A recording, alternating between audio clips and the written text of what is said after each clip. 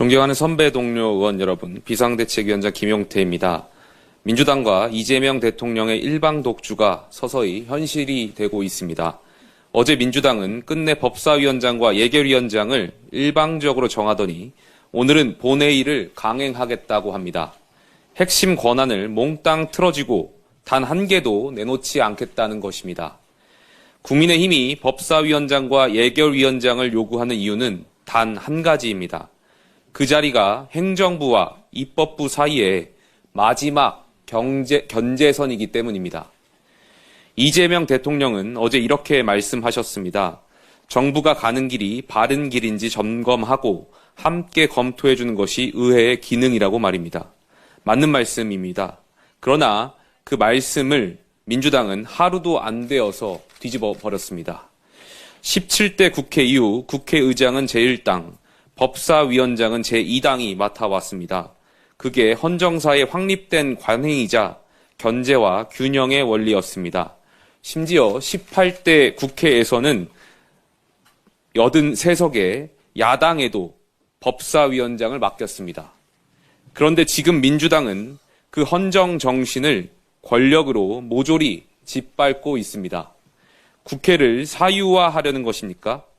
아니면 이재명 대통령의 입법 독주에 들러리를 서겠다는 것입니까?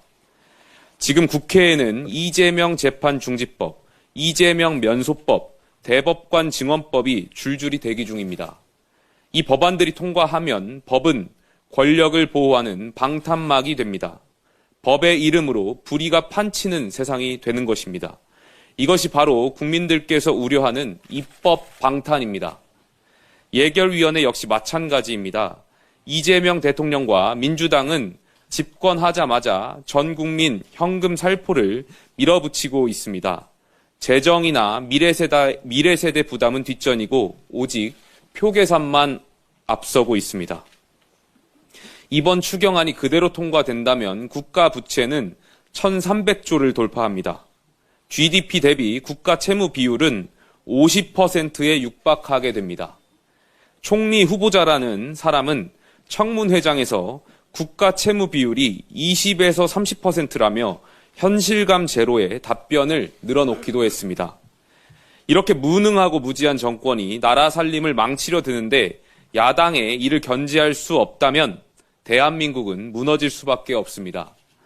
이번 대선에서 이재명 대통령은 과반의 득표를 얻지 못했습니다.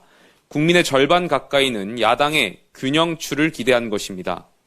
이를 의식해서인지 대통령은 취임 일성으로 통합을 언급하셨습니다. 하지만 민주당은 독식하려고 혈안이 되어 있습니다. 대통령의 말씀은 협치인데 민주당의 행동은 독점입니다. 민주당은 협의 한마디 없이 주요 상임위원장을 일방적으로 내정했습니다. 야당은 철저히 배제됐고 민심은 철저히 무시됐습니다. 분명히 경고합니다. 국회는 대통령의 하청기관이 아닙니다. 국회는 집권 여당의 전리품이 아닙니다. 국회는 개인의 소유물이 아닙니다. 그런데 지금 국회는 민주당과 이재명 대통령에 의해 장악당했습니다.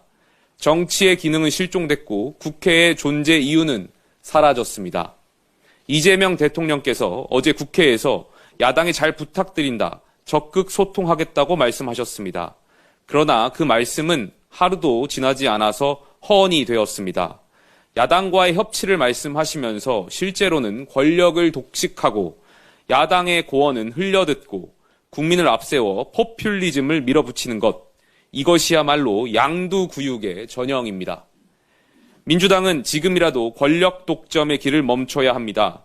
지금 국회는 국민의 국회가 아닙니다. 국회를 다시 국민의 손에 돌려놓아야 합니다. 이를 위해 우리는 결코 물러서지 않겠습니다. 타협 없는 독주는 폭주입니다.